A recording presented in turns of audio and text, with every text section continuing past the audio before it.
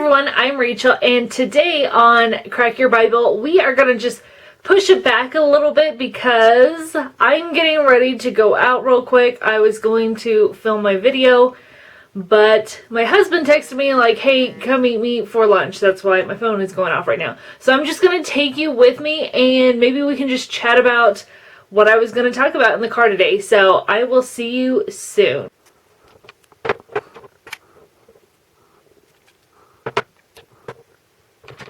Okay, let's grab our stuff and we can head out.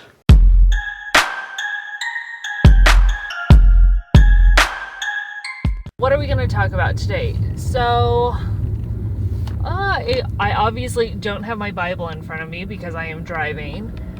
So, let's talk about the curse of Eve. So, if you remember, God in Genesis 3 just got done cursing the snake, which was Satan. And then he tells Eve that, it's her turn. Now remember, Eve was the one who was listening to the snake. She's the one that wanted to be like God. And Adam just, he leaned back, he did his thing, and he wasn't going to own up to the fact that he kind of lied to Eve. God never said, don't touch the fruit. But he went along, put Eve up on a pedestal, like, oh, I don't want her to think bad about me. And he didn't want to tell her, like, hey, I lied, whatever. So, Eve was the one who wanted to be like God. That's the thing that got it over on her. Satan was like, oh, God's just trying to keep you down. So, oh my gosh, this is very hard to drive with this camera on my dashboard because I don't have a mount or anything. I only have a mount for my phone. But anyway, so Eve was like, yeah, I want to be like God. So she eats the fruit, gives some to Adam. Adam doesn't step up and say, hey, this is wrong. Let me tell you why. So God curses the snake first because it's Satan, and Satan has no plan for redemption. Like, he's done. So God tells Eve, like, you are going to have pain in childbirth. But then he says something else. He says that you are going to have a desire for your husband, and he will rule over you. So what does that mean, you're going to have a desire for your husband? Well, the Hebrew word is teshuka, and that comes from the word. Now, teshuka means desire, and the root word is shuka, which is like this overflowing abundance. And on teshuka, Eve is going to have that desire for her husband.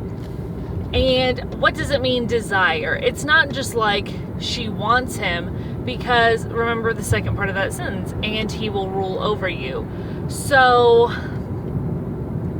Eve is going to want to have her husband's position. Now, there are people out there that will be like, oh, this is where you finally have submission in the Bible. Like, no, because you have to remember, nothing happened in the garden until Adam ate the fruit. It wasn't when Eve ate the fruit, then all of a sudden their eyes became open. Eve ate the fruit, then Adam ate the fruit, and then their eyes were open, because God has had a hierarchy from the start. And Adam was the one who was in charge of everything. He's the one in charge of naming the animals. He's the one that came before Eve. So he is the one who is like the leader in the family. So that was always God's plan. There's always a hierarchy. You have God, then you have man, then you have woman, then you have the children, then you have the animals, plants, etc., etc., etc., and then you have Satan. So now, because their eyes are opened and they wanted to know what good and evil was, now, instead of just seeing the good, where it's man and woman live together in harmony and they live in God's hierarchy harmoniously, now Eve is going to want to desire that position that her husband has, and she's going to want to rule over him. And you see that today with like hashtag the future is female, or, you know, the pussy march, or, you know, whatever, all that garbage today. So Eve's desire is going to be for her husband, not only just for him, but for his position. Now, I don't hear a lot of men talking about how they are going to change a woman. I don't hear a lot of men talking about how women are going to change for them and how they're going to try to make her a better woman and she's just going to be like their project. She's a work in progress. You don't see that, but you see that with women. Like, she's going to change her man. He's going to stop being a scrub, and he's going to get it together because she's going to, you know, change him for the better. Like, girl, please, hold on. Like, once a scrub, always a scrub. But anyway, the thing is women always think that they are going to be able to change a man. Like, they are going to get one over on him. And it's just, it goes straight back to the garden with this attitude of, like, I'm in charge of you, I'm going to change you, you are going to bend to my will. And that's where this, like, nagging woman type stuff comes from. Like, that wasn't supposed to be how things were. It was just supposed to be like, this is how it is in the garden, and you're cool with it because God's way is perfect. But when you want to know evil, that's when women all of a sudden are like, I don't need a man, like, no man's gonna tell me what to do. And you just have these women who are bossy, nagging, like, they're clueless. It's not just like they're bossy and they really know what's going on.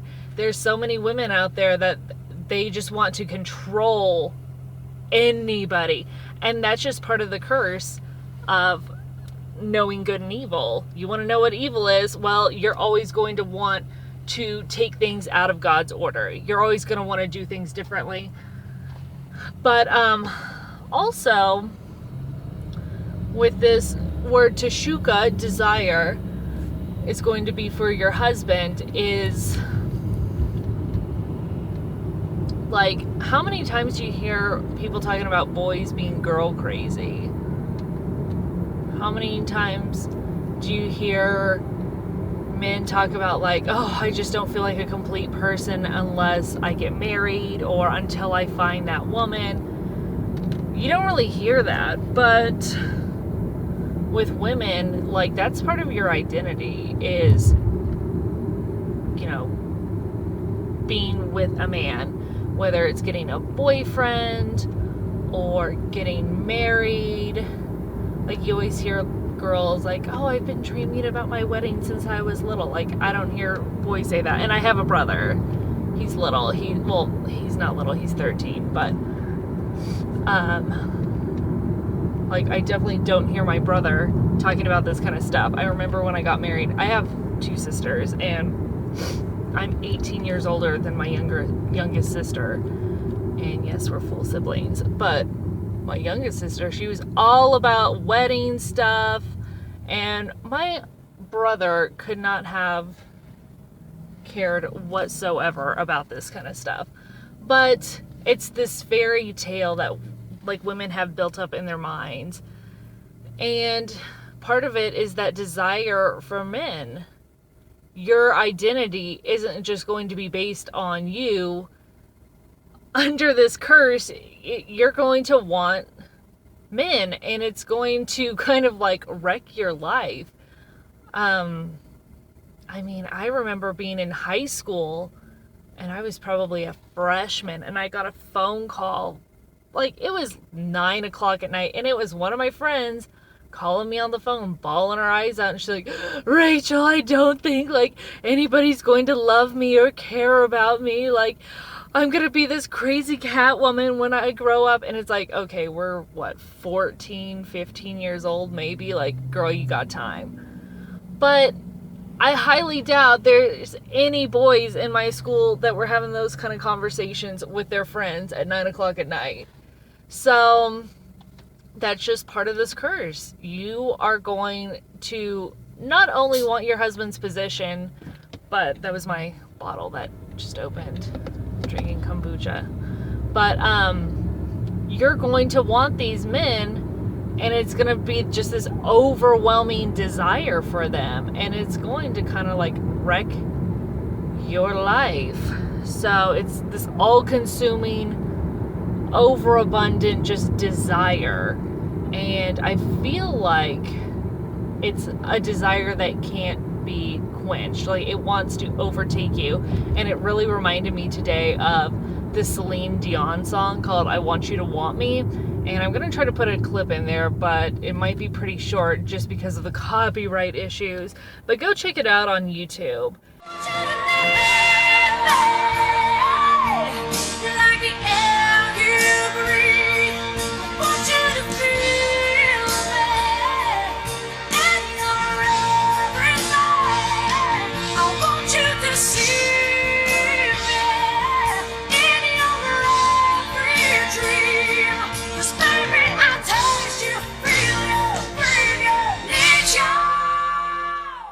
And that is like definitely the kind of desire described in Genesis 3:16. Whoa.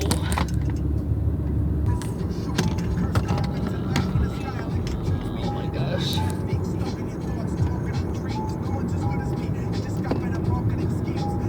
Oh my gosh. So obviously you see that I have what I have on my radio. Anyway, back to what I was saying before my camera fell. No, the song by Celine Dion really describes like that overwhelming, unquenchable desire, not only to be needed and wanted, where you're put up on a pedestal and like a man can't live without you because you're kind of like in charge of him, but it's just this overwhelming desire for a man that doesn't necessarily return those feelings for you. So anyway, that's just what I was thinking about, and we are here at the restaurant, so I'm going to turn in, and I want you to like, subscribe, and share. Make sure you click the bell, since YouTube is all crazy now, where you can't just subscribe, you have to do like 17 other things. But I will talk to you on Wednesday. Bye.